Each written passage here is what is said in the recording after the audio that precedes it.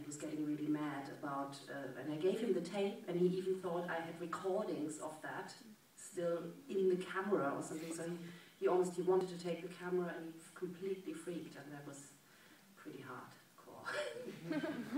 And then the police, of course, stopped us several times. First in Germany and then in France, and they managed in Milan as well to stop the tapes for the first time. I think it was quite a good dramaturgy with the police things. In Stuttgart we managed to film it, at least, when they stopped us. And then in France we also had to stop the cameras. They didn't want to get filmed at all, and then in Milan as well. So that seems to be a topic. But when things like that happen, it really reflects on the place. So when the cameras were stopped in Milan, for example, we thought that's kind of stressful, but when we played it back to the audience, they were very aware that the police in Milan were very oppressive.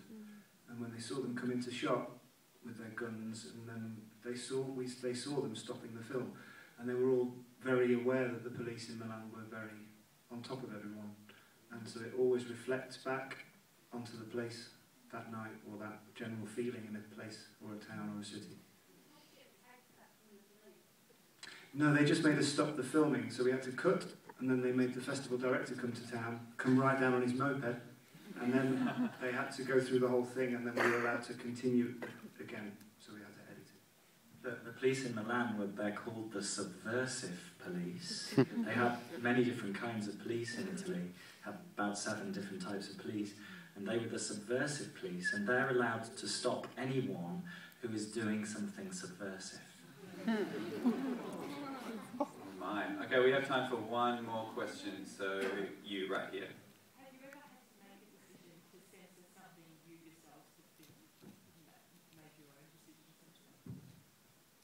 Yes, in Sydney we had to censor a conversation, Simon as the hero talking to a security woman, who immediately came into the opera house and said she doesn't want to be on, so we had to promise her that she will be not heard. That's censorship, isn't it? But I must say, there's constantly censoring going on during the show. Every now and then they do this sign and tell me to put them down, because it's constantly like explaining something or a situation that's not very good or so, and so it's constantly in the mix, or I try to keep it out of the mix. It's mainly to hide the process from us. Well, it's often a bit boring if people. Of course, a lot of people ask, "Oh, what is this?" And we try our best not to let the meta, explaining the logistics of things. And we, as performers, have strategies that we don't just go, "Oh, well, it's supernatural. It's going to be showing the ACMI, la la la." We try to kind of stay off that material, because otherwise it's boring. We, as viewers, know all this information already, so we don't want that to just become a topic in the film necessarily.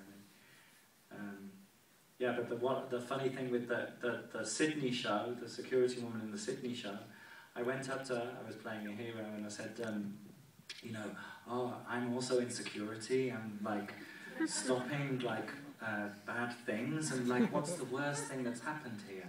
And she said, "Oh, well, nothing's ever really happened here." And then she immediately went, "Oh, no, that can't be in." And then she spent the show, she was following me around, she was constantly radioing, and she radioed the theatre eventually and said they have to make sure that bit is. Now you all know that nothing has ever happened at the Sydney Opera House. So go forth and take that information with you. Guys, the bar downstairs is open, so feel free to go down and grab a drink.